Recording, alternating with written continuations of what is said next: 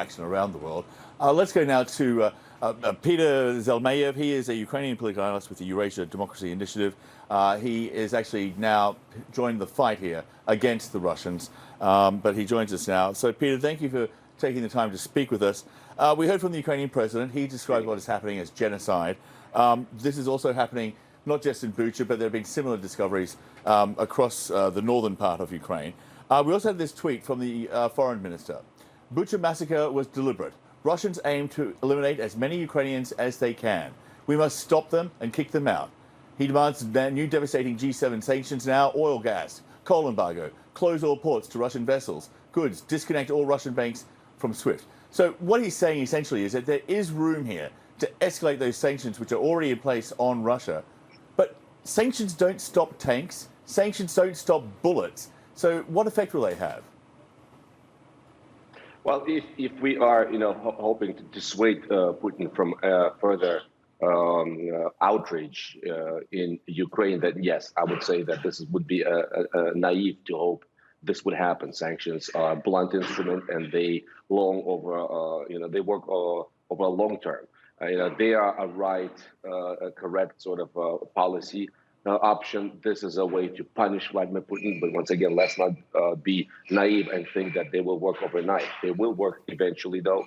They will catch up to Vladimir Putin. And what we're hearing from the Baltic states, Lithuania, Latvia, who are saying they are willing to give up on all of Russian gas. This is very important, and we're hearing that Germany may be willing to step up their game.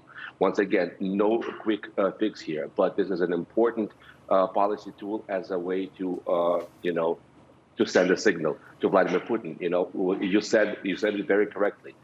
This is a deliberate policy by Vladimir Putin to unleash terror against Ukrainians. The British intelligence service has confirmed today that it was part of Vladimir Putin's plan from the beginning to executions of civilians. We have seen this in Bucha. We're seeing it throughout Ukraine, in the occupied Kherson. They continue to disperse peaceful residents of that town who are protesting, who are coming out with Ukrainian flags. They are hitting them with smoke bombs, even artillery fire. I mean, this is really the only thing that Russia has to. So are we at the point now where we're sort of entering what appears to be almost like a war of attrition, if you like? Does it sort of come down to both sides now inflicting as much pain as possible on the other side?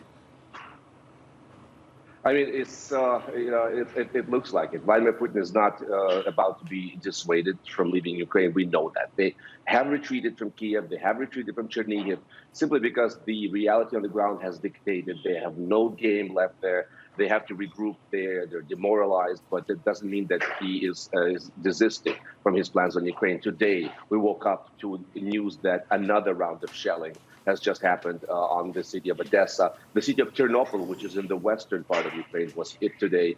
And once again, folks, I'll just mention this one day. May 9th is coming up. It's a very important day in the Russian calendar. It's a day of victory over the Nazi Germany.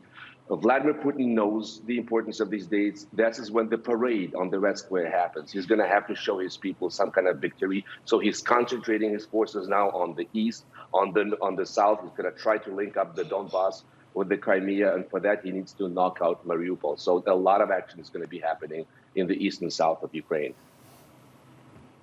At some point, Ukrainian forces have to mount some kind of counteroffensive if they want to have any progress here. Is that even possible without military aid, which the West has recently promised, the tanks, the armored vehicles, the long-range artillery?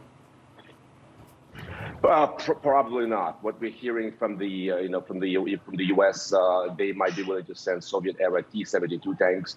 The BUCHA massacre that we saw yesterday may help things along.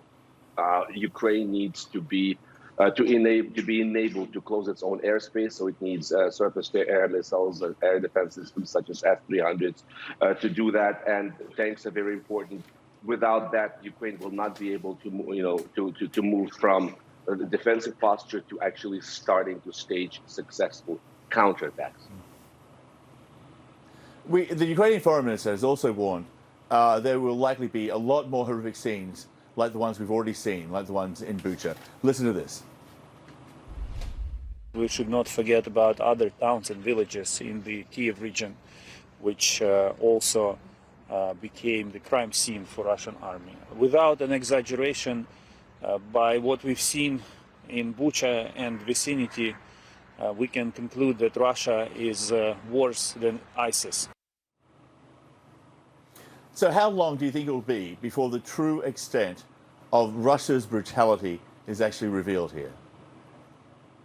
The true extent shall have been revealed once the last Russian soldier leaves Ukraine's territory. I suspect there will be a lot of mass graves, a lot of evidence of rapes and other such outrage. So we'll have to wait for that to happen in order to see that. The criminal court in The Hague is working full throttle. It's uncovering lots of evidence, and Human Rights Watch has just come out with an intermediate report saying that there's strong evidence that Russia has committed war crimes in Ukraine.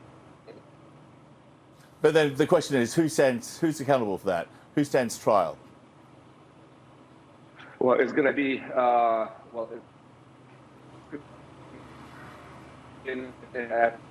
the Western leaders have already accused Vladimir Putin of being responsible personally. The Pope in the Vatican has been willing to do so. And so we might have to leave it there.